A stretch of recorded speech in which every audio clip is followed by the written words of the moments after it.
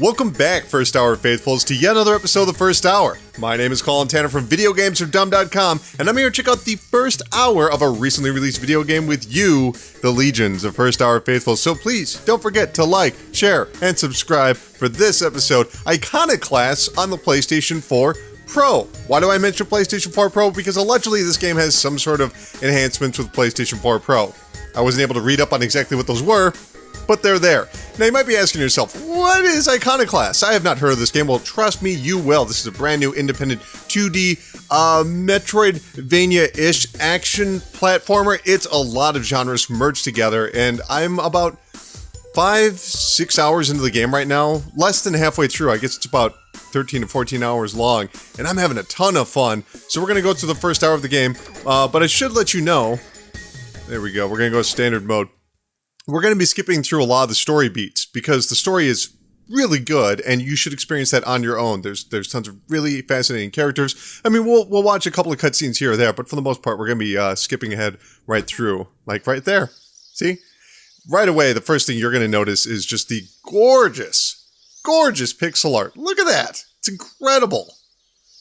And also, the fantastic music, which you'll be hearing shortly. This is our hero right here, Robin, who talks in a series of word bubbles. She's got her stun gun right here. She can jump. I think that's all the abilities she has right now. Yep. That's how they do their instructions right here. Just jump and shoot. And this is how you save in the game, which also gets you all your health back. Music in this game is so good. It's fantastic. Oh, we can't go here yet. We have to go get the item first. Now, in case you don't know what a Metroidvania is, if you played a Castlevania or a Metroid game, you know, for the past 20 years, what am I talking about? It's been a long time. Are you noticing how the gun auto-aims for you? If you're just close enough, it'll automatically aim slightly up or slightly down. Unless they're directly above you, then of course you'd have to press up. It's a really awesome way to just make combat accessible right from the get-go, so it's focusing more on the platform. You see how I had to press up right there?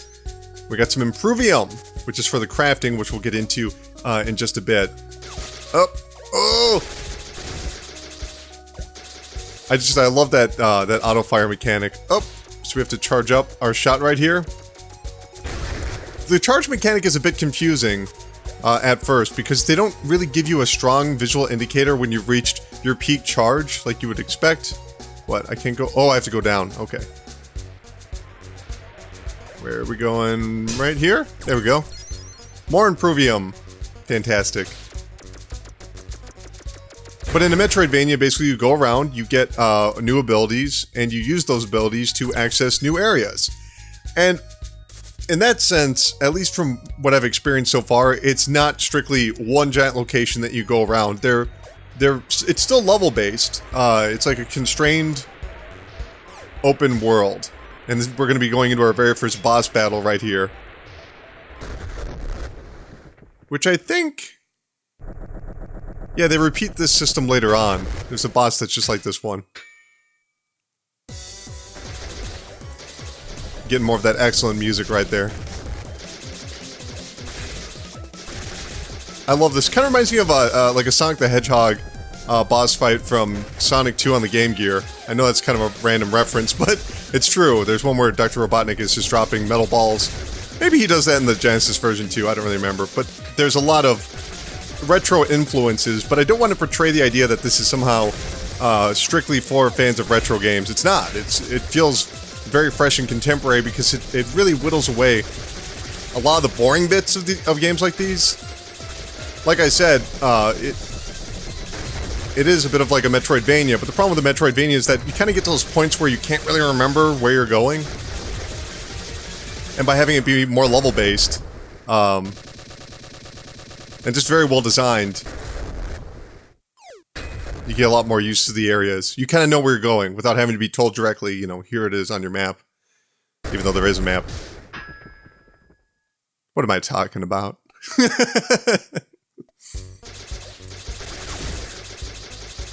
Now, this is only a very small slice of exactly what the game is all about. You would assume that this is mostly just a run-and-gun kind of shooter, exploration-based game. Oh, yeah. But no! We're going to be running over and getting the big game-changing mechanic in just a moment. The gimmick, if you will. And it's funny because I guess this game has been in development for a long time. There are people saying, oh, I remember this game. I played the demo back in 2011. 2011! Think about that. The PlayStation 4, Xbox One were still 2 years away. How crazy is that? We're going to skip this cutscene. Well, I'll give you a bit of a taste here because I like the music.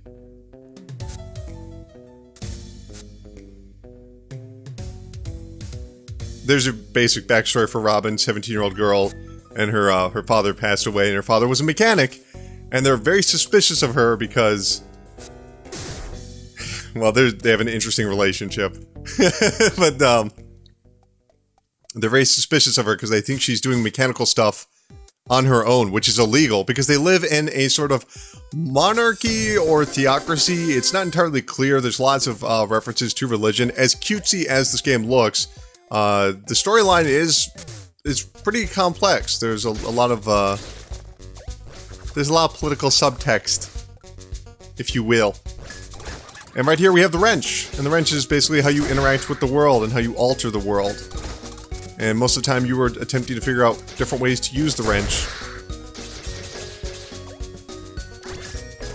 Now, what we have right here is our first example of a more difficult enemy. So far, all the enemies we've had to deal with, you just shoot them.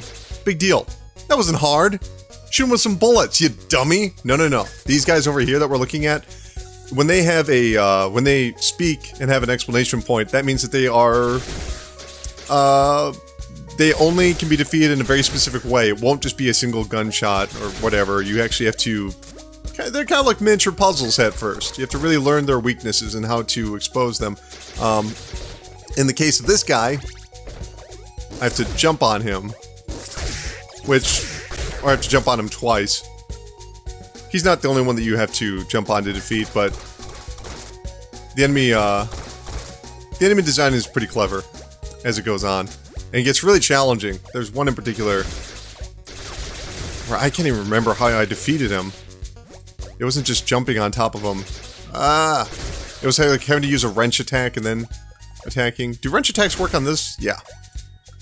Not all creatures are affected by wrench attacks. Woo! Love that sound effect. So this game has been in development for... I mean, who even knows? If the demo was 2011, I can only imagine. There we go. I think we just opened up the door. Yep, it's red. It means the door is unlocked. Here we go. And if you're thinking like, oh, you know, is this all the game is? Just big green pastures? No, the environments change up quite a bit. There's some really gorgeous environments.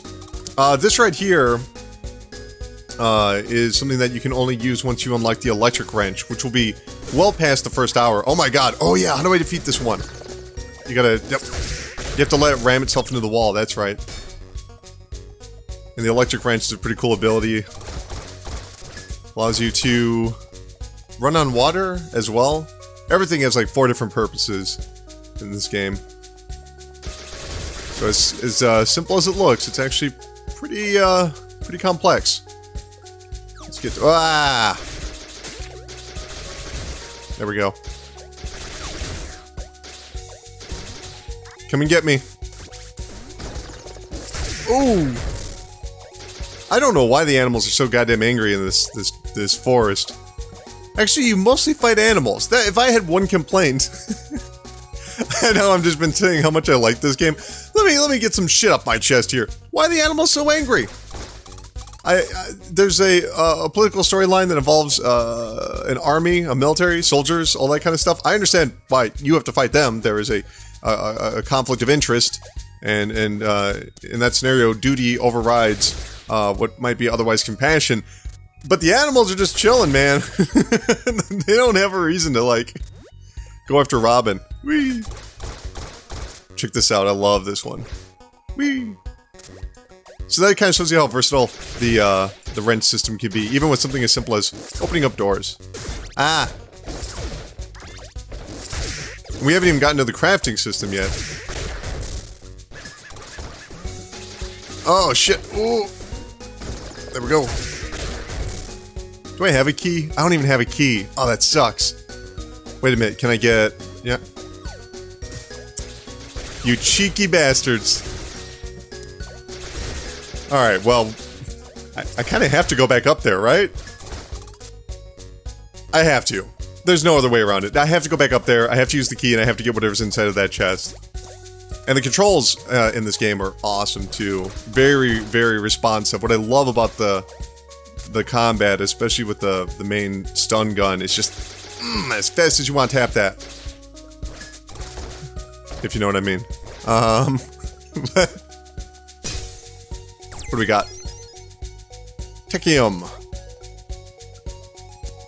I don't even want to bring up the crafting system until we get to it, because it's actually, it's really great. Oh, I should have used that key. Settlement 17, so we're getting pretty close. But basically, all of the, I'm not spoiling anything about the actual storyline. Oop. There we go.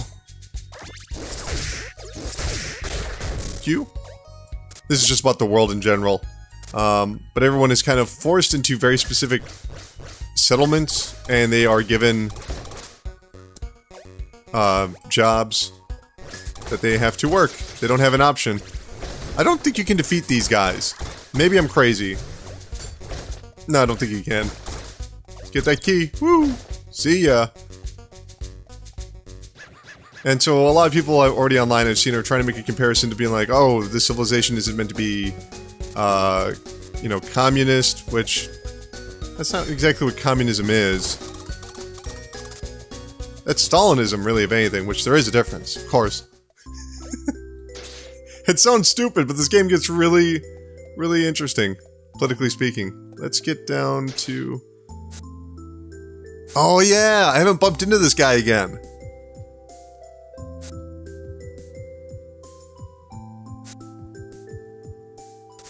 That's got to be coming up later, because almost everything else that happens, it's all in a cycle. Like, characters come back in. We're gonna skip all that stuff. Everyone's kind of nervous about Robin, though, because she's breaking the rules. And if you break the rules in this civilization, you go to jail. You're done for. You're brown bread. Ain't nothing around it. And she's using a wrench, which is super illegal. Oh, there we go. So this is Master Chief? I mean, it's not, but... Come on. Come on, that's Master Chief. One concern, that's what they call.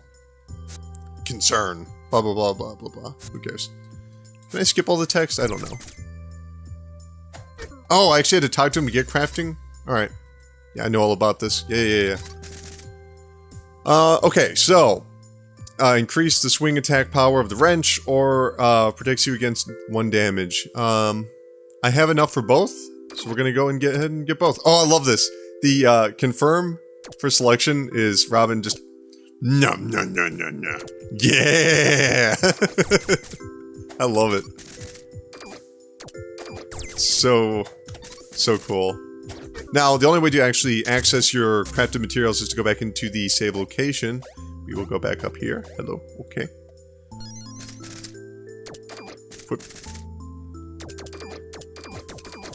Okay, so, if you'll notice, I'm not positive.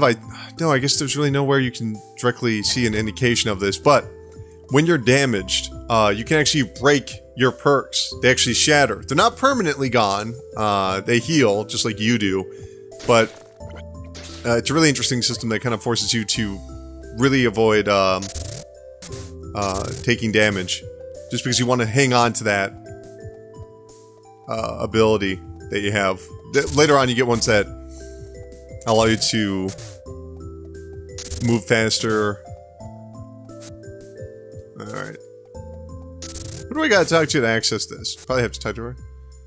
To wait till he gets back. I didn't even realize that you actually had to talk to people to progress the storyline. Because it's so natural. Like, the story is so good, you will want to go through every area and meet up with people. Like, this lady right here, she's awful. Or is that some dude? I don't really remember. But she's just basically like, I don't know. She's all talking about how you have to give up your evil ways, your sins.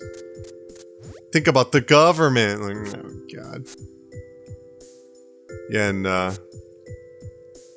this guy's wife got killed. I told you, it goes to some pretty dark places. Yep, there we go. Hello, talk to me. A new wrench. Whoa. You can see the mother's already freaking out. Calling Robin a bad influence. There we go. Ugh. This character calls her Sunflower, and it's just... He's such a lame character.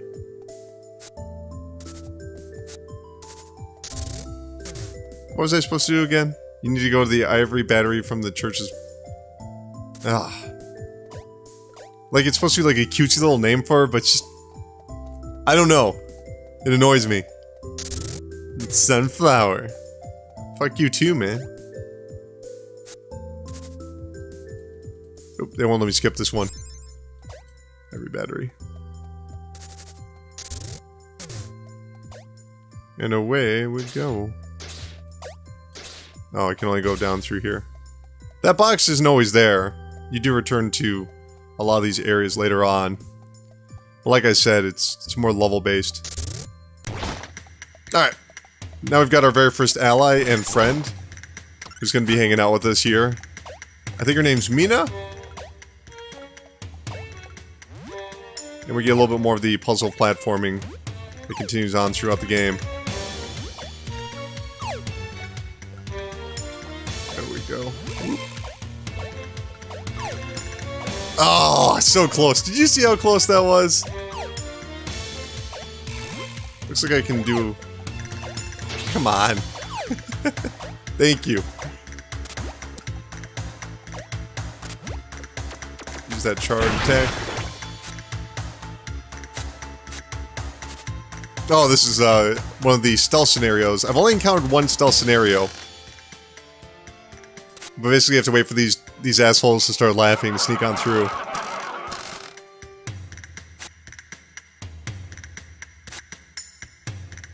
If you catch my drift. If you look over on the left, you can see that there's that one soldier who's just so sick of it. Can you imagine? He has to deal with this all the time. Has to hear the exact same crappy jokes. Obnoxious laughter. I love that part. I love that part.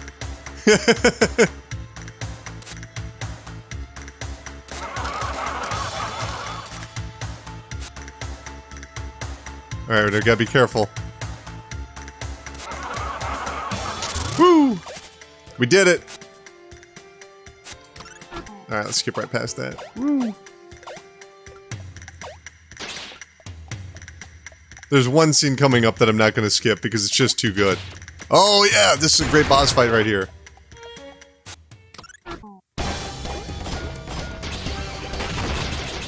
So, if I was to describe this game to you, I would say that the combat, especially with these... Oh, no. Oh, I screwed up.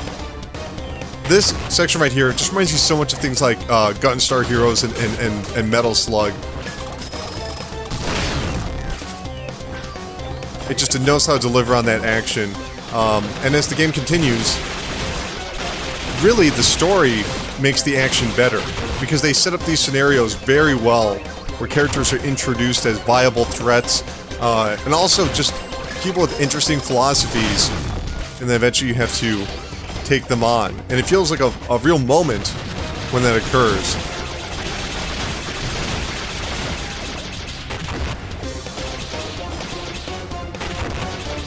Alright.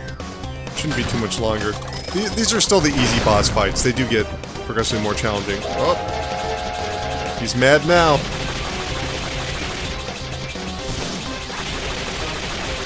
Ooh. This is basically a test of basic skills, knowing how to duck, knowing how the shooting system works. Try something stronger. There we go. And whenever you do an attack like that, you actually have a cooldown period. Get back into it. Oh. Iconoclast is really good at introducing and reinforcing mechanics before giving you a series of tests, which is really what all game design is, but considering their open world. Long story short, they end up in the ocean, and this is my favorite scene so far in the game, so I'm not going to skip it. These two are just standing out in the boat. They recognize that there's people in the water. They drag them up, and they take them to the captain. And he feels so bad for them. He's so sad that this has occurred. He can't stand it. And he's like, just throw him back in the water. It's such a stupid scene. There's actually a lot of laugh out loud moments in this game. It has some of the best writing I've seen, just in general, but comedically, some of the best writing I've seen since, I want to preface this, since Undertale. I'm not going to say it's funnier than Undertale, I'm just saying this is the best games writing for comedy I've seen since Undertale. Undertale's in a class of its own. Ooh, I can craft more items. Get a little bit of health back everywhere I go. And we're going to get into wrench swinging, which is super fun. Every stage kind of has its own mechanical focus. This one in particular is all about that wrench. Let's get that. Thank you. Woo! There's also battery-powered boxes that are timer-based. Metallium. Ooh. What I really like about that auto-aim is that you don't have to do that awkward thing where you have to, oh, I gotta charge this up. Woo! So I can move that thing around. Well, oh, he was right there. I didn't even see him. You don't have to do that awkward thing where you're pressing up and forward at the exact same time, which is such a nightmare. Because you always end up walking, and you don't want to walk. You're trying to aim. You're just trying to shoot. And also, that's one other slight complaint I have with this game, is that there is no fixed mode when it comes to shooting. Like, you cannot... There's no option to... Oh, I want to get that. There's no real option to... I really just screwed up this whole section right here. Like, hold down a button and then remain in place while you're just shooting. Which would be kind of handy. It's very rarely an issue. But it'd be nice. I just fucked up so bad.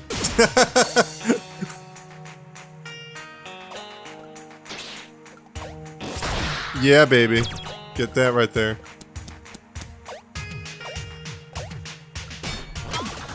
Thank you. So you're seeing a little bit more of the platforming in play. Which is super fun. Oh, and there's random beds everywhere where she can sleep. I don't know why she chooses to do that. I would not sleep in a random bed. Oh, shit. Oh, yeah, okay. Gotta reflect it on them.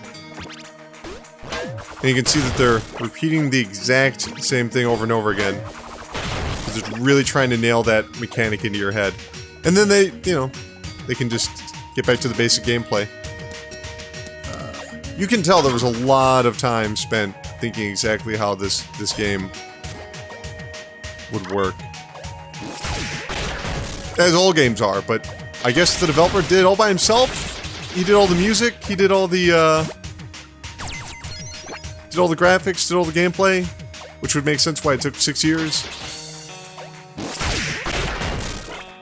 More than that, probably. Which is not to say that a game that's 2D or anything automatically means, oh. The only way that would take so long is if it's one person. Hey, making games is hard. You gotta design all these levels, and you gotta test them out and see if they make sense. Ooh, I almost erased over my own save, which is 4.5 hours in. I wouldn't mind replaying some of these sections. I'm already... That was surprisingly weird. I couldn't quite get a grasp on what I was doing there.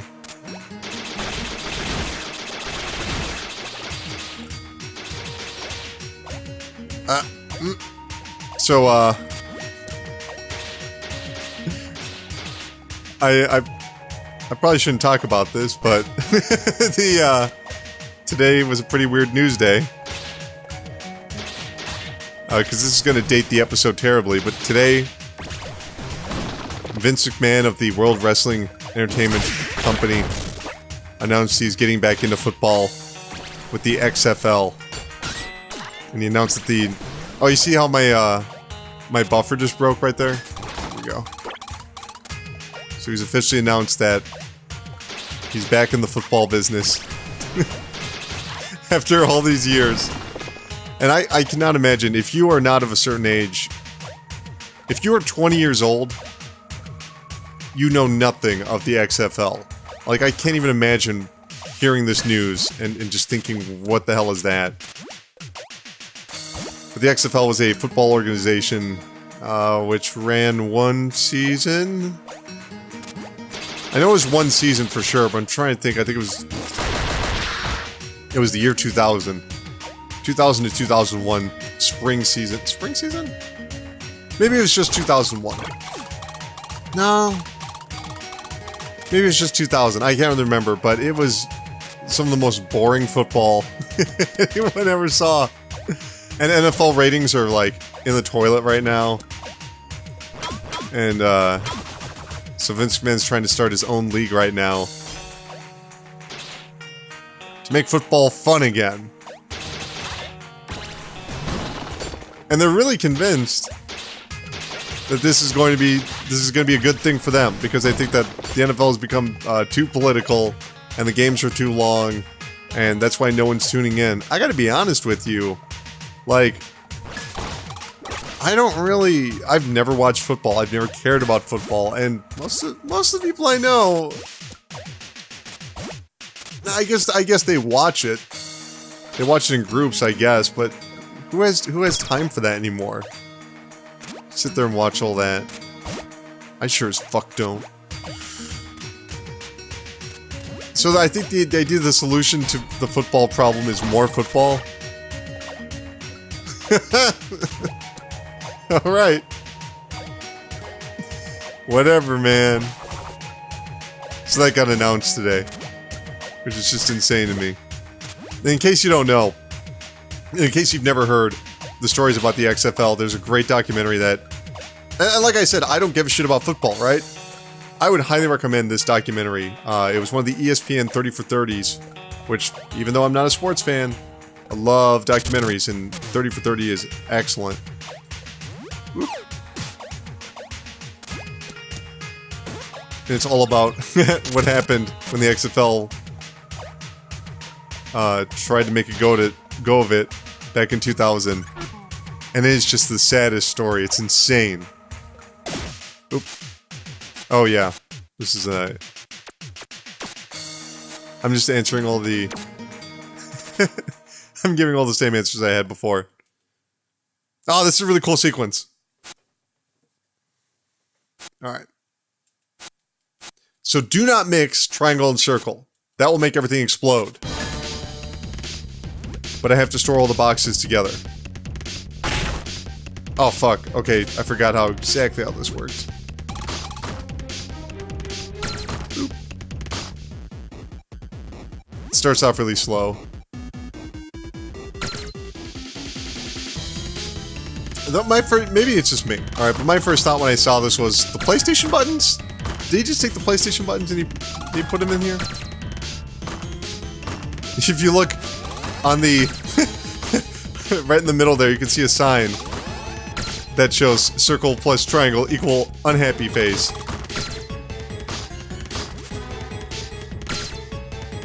This one actually took me a couple of tries the very first time. But I finally got the hang of it. Whew!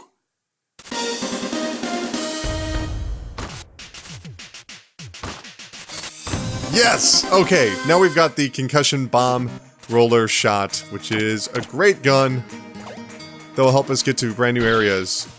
It automatically puts the character into a charge.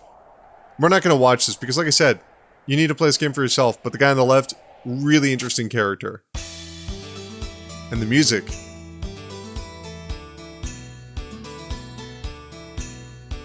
So good. We're going to skip that, though. Anyway, the XFL. This is going to date the episode terribly. There was one time where they were in the middle of a football game. And obviously, because it's a football organization. And they've had really good ratings for the very first game. And then the ratings just started to slip. It was like in a free fall. Like, people were like, oh, is that what it is? I don't really care. They moved on to other things, right? And then finally, they're having a really good game, and it's taken forever, and who knows what the ratings were, but the audience was into it. You know, they were sticking around, like the stadium. They were going nuts. This was awesome. This was a great game. It was competitive, close score and everything. And their signal goes out. Their entire signal goes out. They are dead air, static. On national television, on NBC.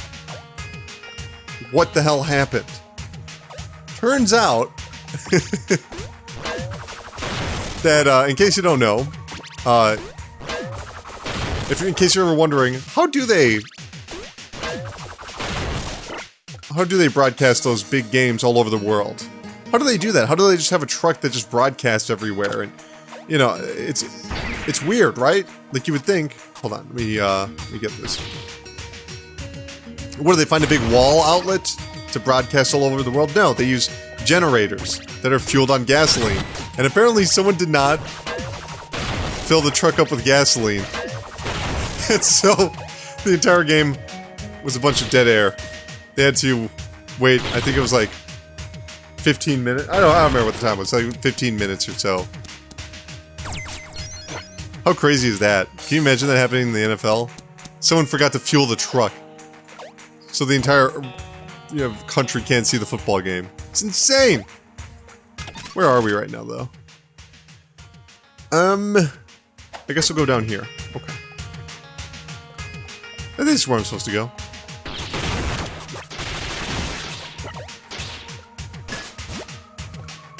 Oh, there we go. We go back here. Could either do that, or I can just go directly through. Okay. So look forward to that, the XFL 2020. Can you imagine how fucking crazy 2020 is gonna be? Are we having the Olympics then? I honestly can't remember. I mean, yeah, we'll have the Olympics, but I can't remember if it's the Summer Olympics. Summer Olympics, the XFL. Presidential election. It's gonna be the end of the world, man. They're just gonna drop the bombs. Better be going the right way. There's nowhere else for me to go except for there. I don't often have to use the map in this game. And the cool thing about these constrained open worlds is that they do give you a bit of a feeling. Like, I'm not just trying to make the most random comparisons here. Hopefully you know what I'm talking about when I say this is a bit like Zelda in terms of dungeons, if you know what I mean. Like, you're given very specific slivers of a big world, and you just kind of get used to what's there and what you haven't solved yet.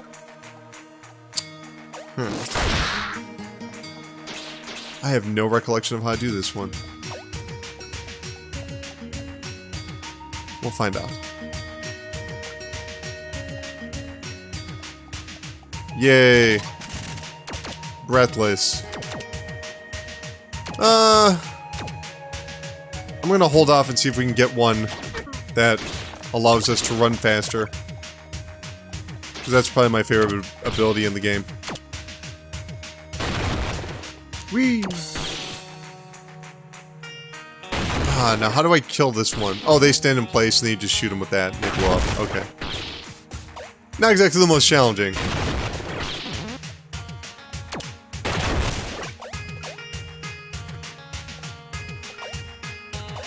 Oh yeah, okay. That's so cool. Small moments like that. What are those things supposed to be? Like cactuses? But why do they have like a red opening? Is that like their tongue? And why are they all excited to see me? What are they gonna do? Doesn't make any sense to me, man. Okay, got it. Gotta go down here. Oh boy. There we go.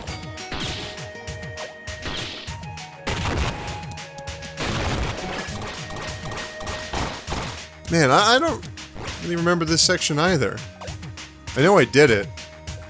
Like everything else is pretty fresh in my memory, but this area, not so much. Oh, this is a great character right here. His name is Royal. And he's very poetic. Oh, I'm gonna stick around here for a second so you can see something.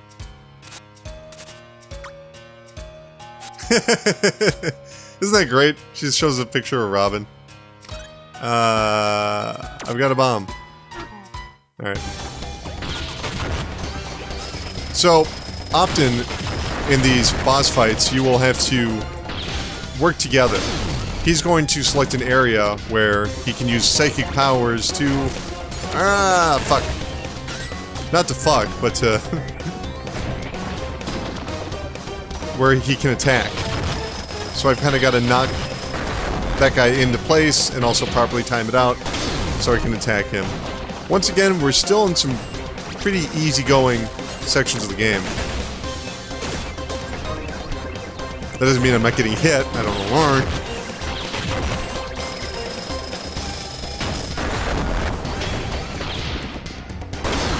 Boom.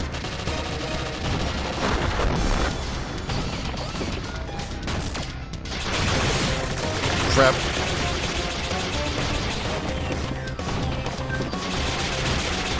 Oh, crap. I thought that was the end of his health bar. That is not the end of his health bar. It is actually kind of the beginning of his health bar.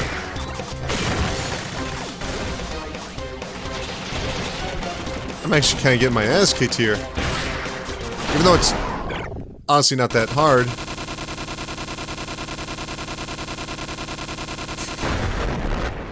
That's just classic, isn't it? When things explode at least 57 times before finally being done exploding. Alright, there we go. So now I got my psychic friend with me. And... where are we gonna go? I don't remember. Is there anything over here? This flower is really important. You wouldn't understand.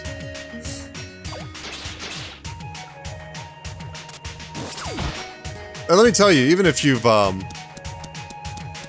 watch this entire video, I highly recommend that you play this game because you're going to enjoy it more.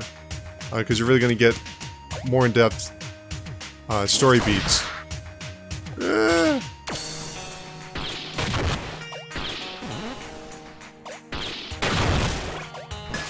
Whee!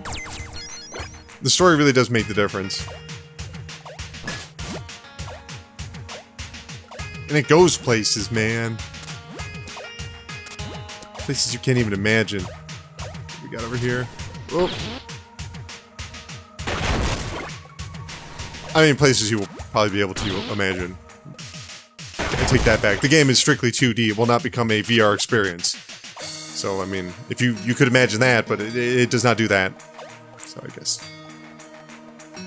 I retract my first statement. Eh. See you, Master Chief.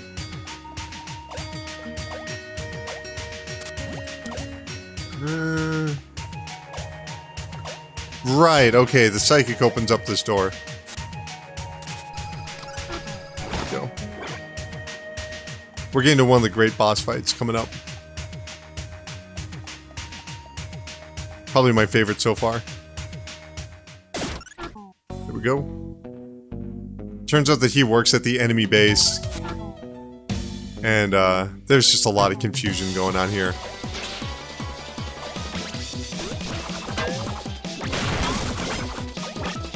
See, now that we have all of the skills that we learned are going to be tested right now. Which is why they focus so heavily on that. Ah, crap. Come on, throw it.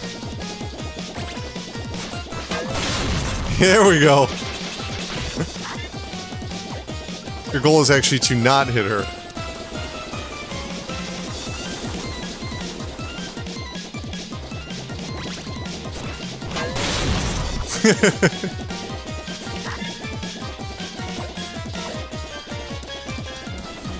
Now, of course, this is really easy for me because I already beat it. I know what the trick is. Oh, snap. It's about to get serious. I love it that they're like, wait, why are we letting that dude on the ground?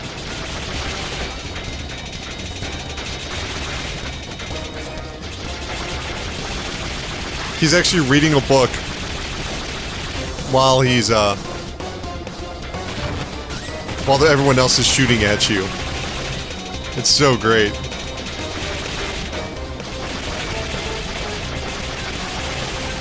Crap, crap.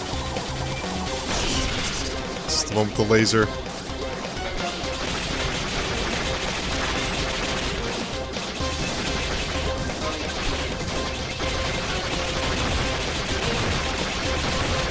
Can I do it? Oh, I want to get done before he charged.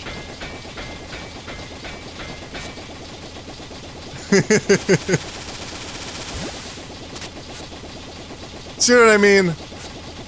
There's a lot going on in this story here. Lots of characters that are interacting with one another. It's a full cast, and they all have their own unique perspectives that often clash, but slightly, ever so slightly overlap. What happened? Well, we just skipped ahead because that was actually a really nice story moment that I don't want to spoil for you because that's the whole point of this video. You should really be checking out Iconoclasts. It's a good game. We are now in the underwater base of where Mina is from. And we're hanging out with Royal. All that good stuff. Royal's a bit nervous because he does not belong here. This is a civilization that has attempted to hide from the civilization that Robin and Royal are from. Let's start with the letter R. It's interesting. I never thought about that. Okay. We're touching on a lot of story beats right here. Oop. Is she still mad at me? Yep. But there's just tons of characters to tie to, lots of backstory.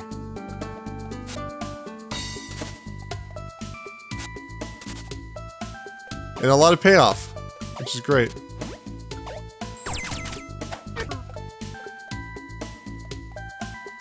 Now, the way we progress is I think we have to actually get...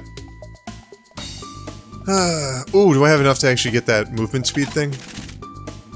Oh, come on! Breathless... Well, okay, we'll use Breathless in the meantime. Because as you see, there's a lot of water, and we're going to be going underwater in just a little bit. And let me tell you, I'm speed rushing through everything in this game. There's actually cool stuff you can go and collect. Like, what's in that box right there? We'll never know. Because I'm a jerk. Could be something amazing in there. God, where is she? Okay, well... Oh, okay. I think it's gonna be down here. On the left.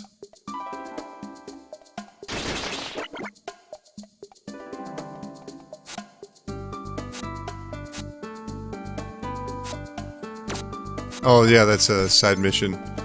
Whole bunch of side missions. You have to drop that off at Settlement 17, which is the area that we were at first. You know, with all the buildings and whatnot.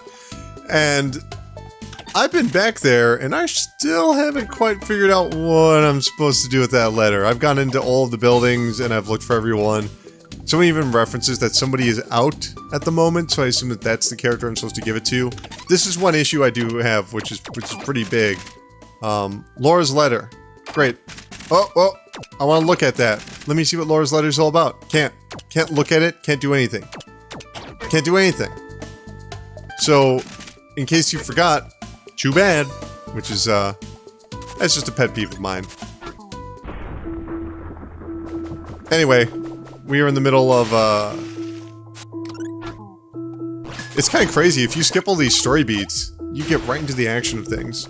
Long story short, there's bad stuff happening up there, and we have to help everyone. Oh shit, I forgot to equip my perk for swimming underwater. So as you can see, there's always going to be that bit of curvature to the level design, but they definitely do change it up. Yeah, breathless. You leave me breathless. Whoa.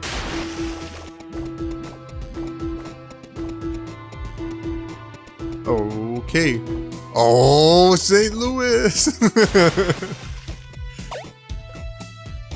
Okay, so this is me charging up the bomb, right? It's really confusing to see why sometimes when you charge it up, it doesn't work, and I'm gonna show you something. You actually have to be, and they don't describe this well enough. This is I'm gonna take them to task right here. It is not based off of charge that makes the rocket work. It is based off of distance. So you'll watch right over here. Do you see that? How it had to stop, and then it jettisoned forward, and if I get a little bit closer, it doesn't work. They don't quite explain that, and it was kind of frustrating for me. And it was just something I didn't assume. Like, why would I? If the other weapon that I have doesn't have that sort of system, I don't know. I feel like, much like they did earlier with, the wrench, like flipping back the weapon. I feel like it would have been nice to have maybe a slight puzzle that would have educated the player. Ooh, hidden area. You know, like, I don't know, where you'd have to do it in a certain order. Maybe it's just me. Oop, my bad. There we go. Those guys, they have, tails that are weak. Oh shit. Oh, I hate these guys. I hate these guys. They're just creepy, man. That's a creepy thing to have. Just like Joker teeth or whatever. God damn. Let's go. Huh, I can't get it. How am I gonna get this guy? I don't really care. We're just gonna pass him because I want to get to some more stuff before we have to end this up. One of the big mechanics later on is using the bombs to activate doors and switches. I think where I left out right now, there's a pretty complicated room with like 5 or 6 of these different ones. There we go.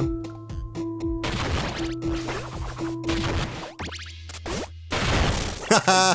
I got him to blow himself up! Oh!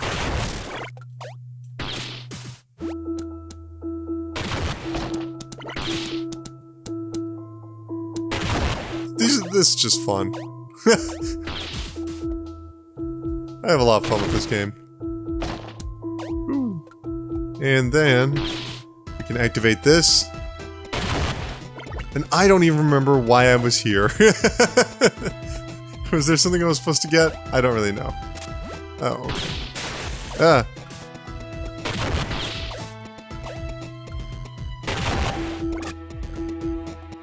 It's just creepy, man. The water creatures are a little... I don't know. They creep me out. I don't like them. I don't trust the ocean in general. I won't go near it. Damn it. Maybe I just have to... No, I can't do it.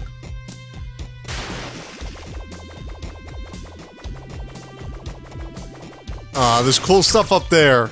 But I don't need it. So we got the key, which means we can go and activate one of the very first doors. Oh my god. There it is, there it is. Oh shit. I thought I had this activated. Woo.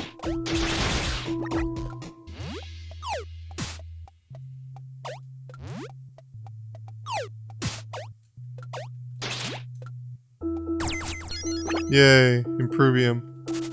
Where are we at right now? We got about 10 minutes, somewhere around there. Oh, it doesn't look like you can actually use that. In case you're wondering why is that door now a tree, that's because Mina uses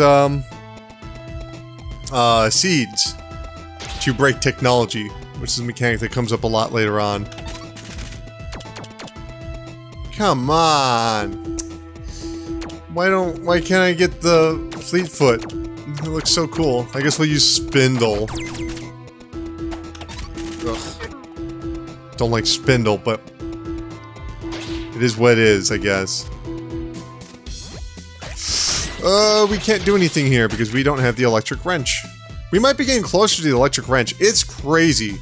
Like, getting here took me about 3 hours when I played the game. And now I'm already here in like 54 minutes. That's what it says right here. I'm sure it's not exactly where the video is, because I'm editing out certain portions of the story.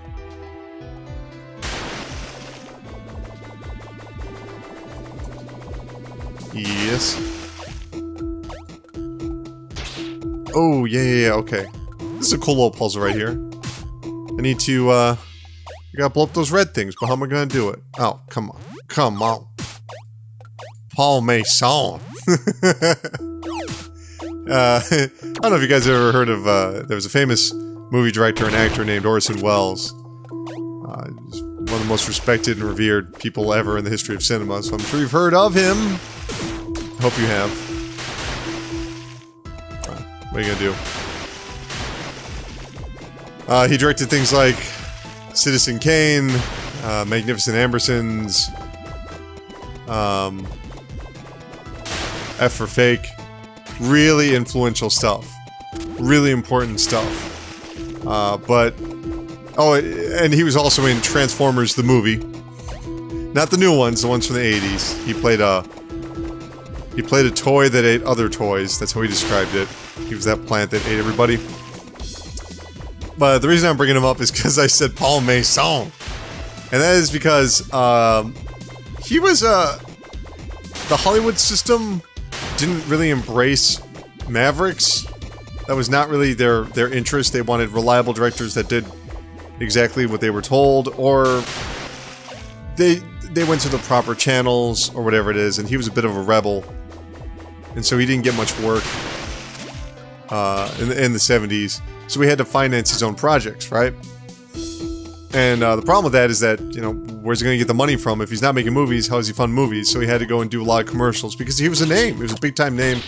And this is like in the 70s. So you gotta remember, like, the people that were in their 60s, they'd grown up listening to radio. Damn. Okay. Ah! I hate these fish. Anyway. So he's like a big-time name, right? And, he was doing these wine commercials for a company called Paul Mason, which might still exist. I'm not really sure. Never a wine before its time. You know, talking about like how they take care of the grapes. I don't remember. They had a lot of slogans and whatnot. This is all to say that on one particularly embarrassing occasion, Orson Welles attempted to perform in a wine commercial. I'm just cracking up thinking about it. Where he was visibly intoxicated. Like, no one would deny that he was shit-faced drunk. And he's trying to do this this wine commercial. Which, you know, it's supposed to be like, how is it even phrased? It's basically talking about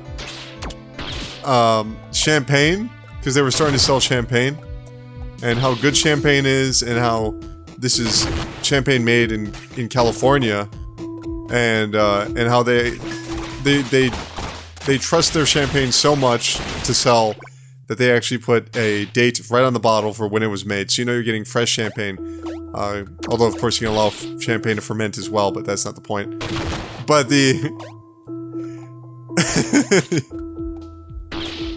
Instead, he's just shit-faced drunk, and he's like, "Oh, the grapes." It's like, and he's with two other actors that are having to pour the glass of wine from in the background, because it's all like one shot, right?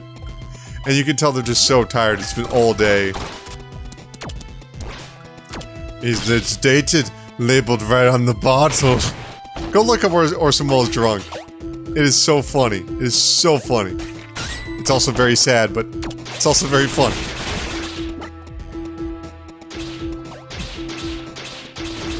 Oh, yeah, that's what he says. Oh, the French champagne. He's like slurring his words the whole time. It's great. It's vinted.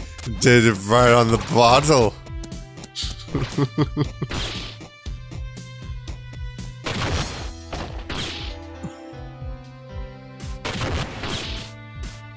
Oh, what the fuck? We're gonna get... How do I get through here? Okay, wait. I got it. I got it all figured out, guys. Oh, damn it. They're gonna make me go back down. Okay. I have to...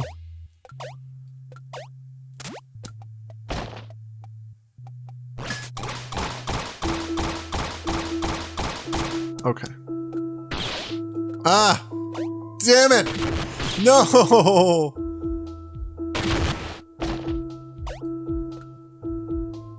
There we go. You see that? You see that? How slick was that? How slick was that? By Paul Masson. He gives it a French accent. Oh, it's so funny. We're going around and collecting items from different scientists to fix a problem. So that's what we're doing currently in the game. I don't think I ever properly explained that.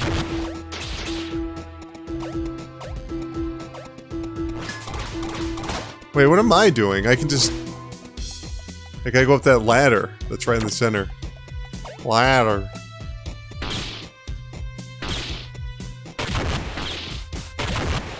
But I guarantee you, if you watch that Orson Welles commercial, and make sure to tell your friends, because it is impossible not to quote that after you see it. And the best part is that he's not feeling well. You can tell that he's had too much drink and he might be vomiting at any moment. Because his hand is like literally over his face, and he's like, "Ah, the French champagne." It's so stupid. You gotta see it.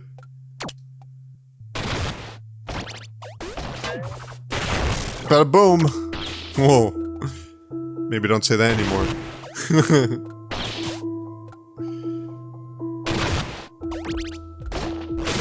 Ah,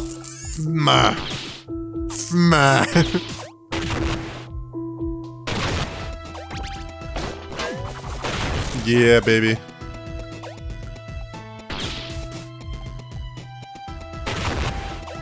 I would hypothetically like to get to another boss fight, but I don't know if we will have enough time to with the first hour and whatnot. Oh shit.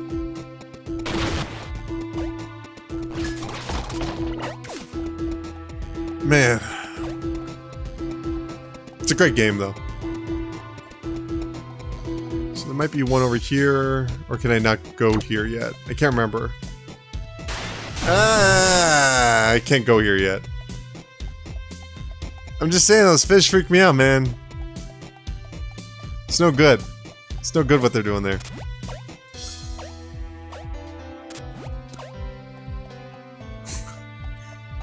I mean, they have the right to exist. They're fish. I get it. But they make me very uncomfortable. I don't like looking at those fish. Crud. Let's... oh, they actually have question marks? See, I never look at the map because it's a pretty natural layout. And I'm never in a rush or anything. Listen to those footsteps. It's great.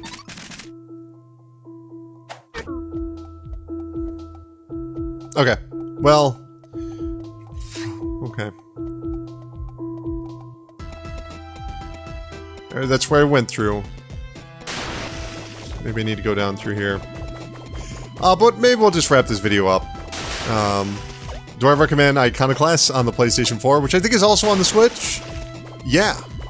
I really enjoy this game. I'm having so much fun with it.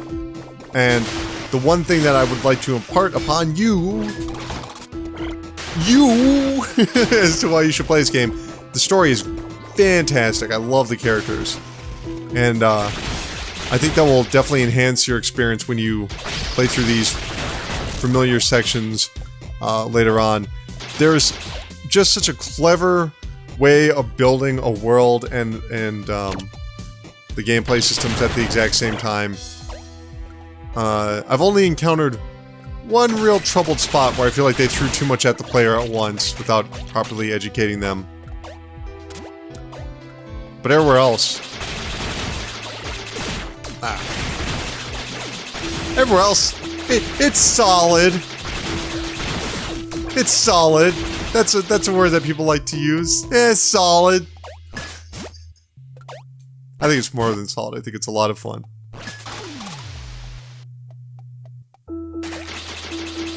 Alright. I'll just collect this one last thing. It's hard to put this game down. What can I say? I'm invested. Oh, these are the things that I had trouble beating. You'll have to experience that for yourself. They are assholes.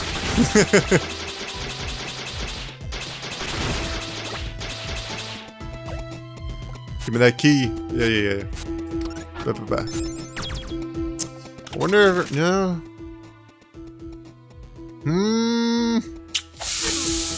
I got the key.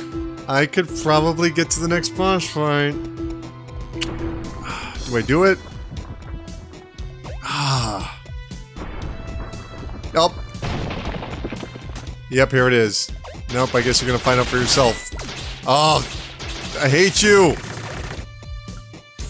These guys are the worst. Because they take over other robotic frames.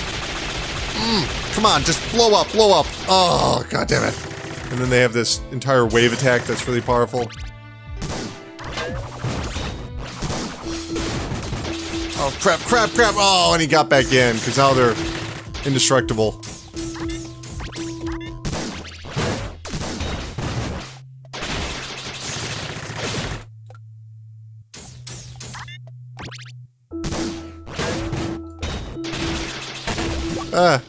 There we go.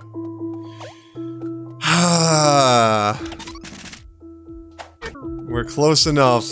I guess we should try to get to the next boss fight, and then we can stop. I guess we'll stop the video. I'm gonna get right back to playing my last save. And I just played this. Like, this is a fairly recent gameplay experience for me, and I'm enjoying myself even the second time through. We'll get that health. Yeah. Woo! Get that health. Just don't save over my game. At this point, though, it would probably only take me a very minuscule amount of time to get back to where I last saved. Oh, come on. It's terrible. These things are terrible.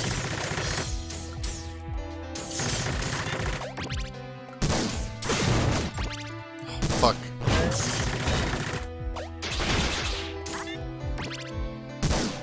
You can see right there how he's giving off like a green symbol that shows he's going to be throwing something that I have to knock back with a wrench. Everything is color-coded, so it's... Oh, come on.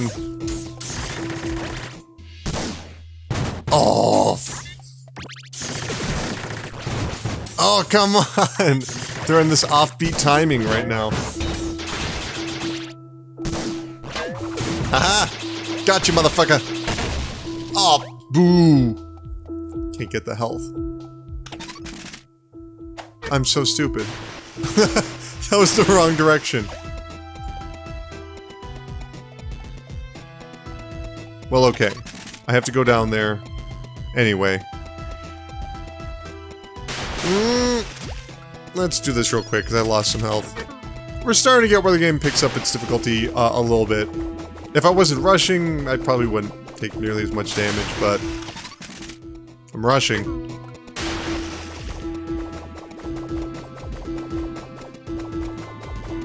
Go. Oh, this part.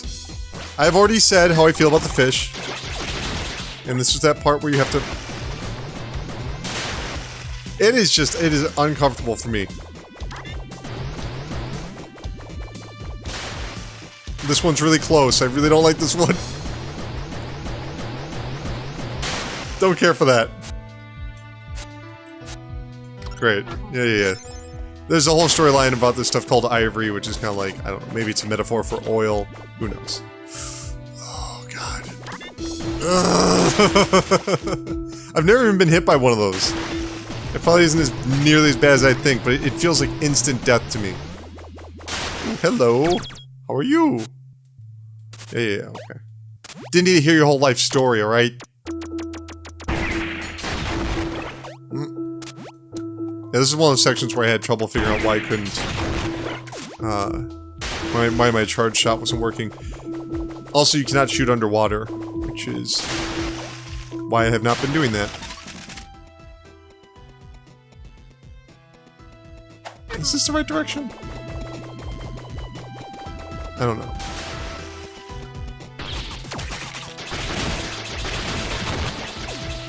Feel like this might be the right direction.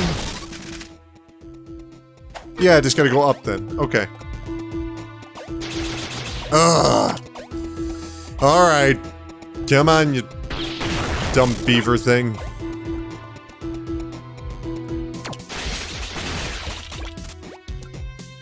Get back up through here.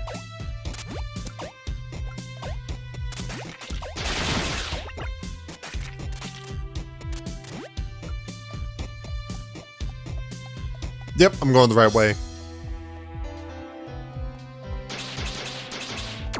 And let's blow this up right here. Very good. Oh. Whoops. Oh, that was bad.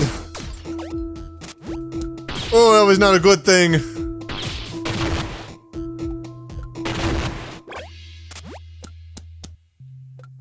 It appears the beads are going somewhere else.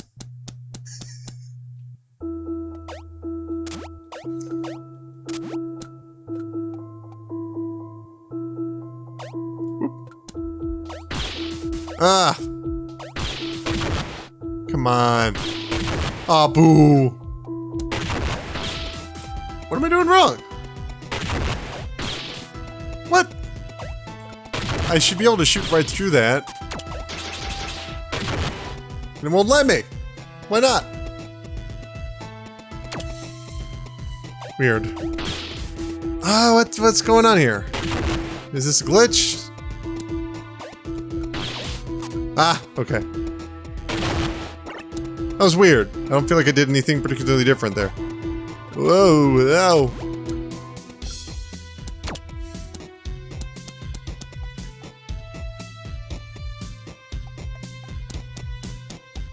Alright, we should be closing in on the boss in 3, 2... No, I don't know. I don't know exactly how long it's gonna be. We're really close, though.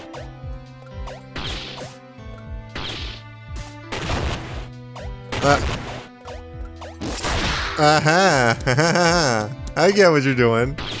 Ah, fuck.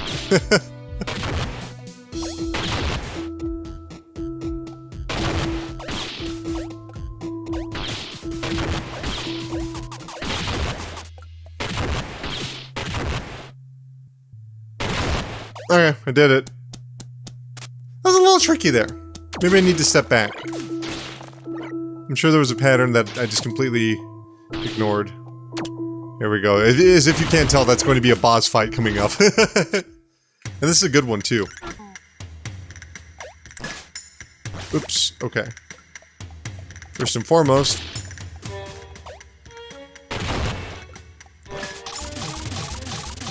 you have to activate the machine, which is really teaching you the mechanics of the boss fight before you get in there. Which is really clever. And you can actually tag in and out of the fight together. Which is why this is the one section that I think might be asking a little too much of the player. Is because, they haven't yet properly educated players on the tag mechanic. That's just my opinion. I don't know if that would be an issue for everyone else. But it was for me, dagnabbit. Oop, nope, gotta switch over. Ah!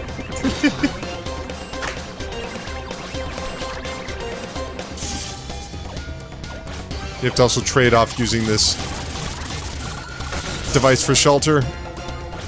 And, oop. So see right here, I gotta tag out.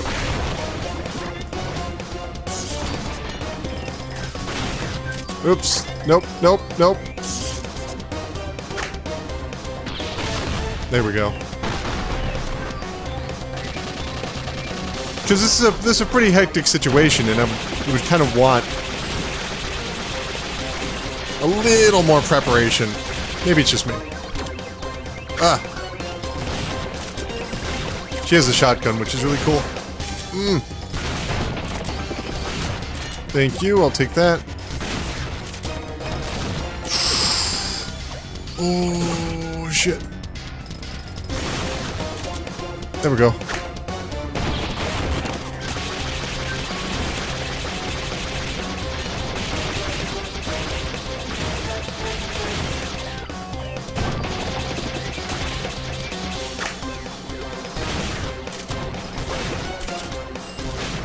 I do appreciate that the enemies target the character you're playing as instead of doing some weird crap where you have to go and protect the other character. That feels too much like an escort mission to me.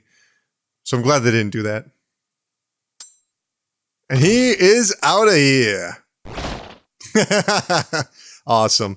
Okay, well, that absolutely is going to have to do it for this episode of the first hour. Do I recommend the game Iconoclast on the PlayStation 4, PlayStation 4 Pro, Switch, and PC? Absolutely. It's fantastic. I think it's currently available for $20. And as I saw online, someone said, $20? Why should I pay for that when I already own The Witcher 3?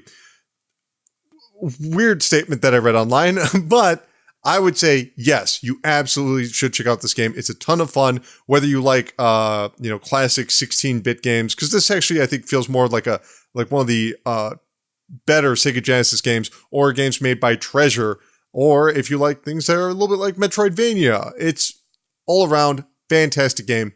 Check out Iconoclast. Super good. But anyway, that's going to have to do this for this episode of First Hour. I just fumbled over my words. So you know what? Let's do that again. Okay, let's pretend that didn't happen. All right, you ready? Are you ready? Are you ready? Okay. 3, 2, 1. Anyway, that's going to have to do it for this episode of the First Hour.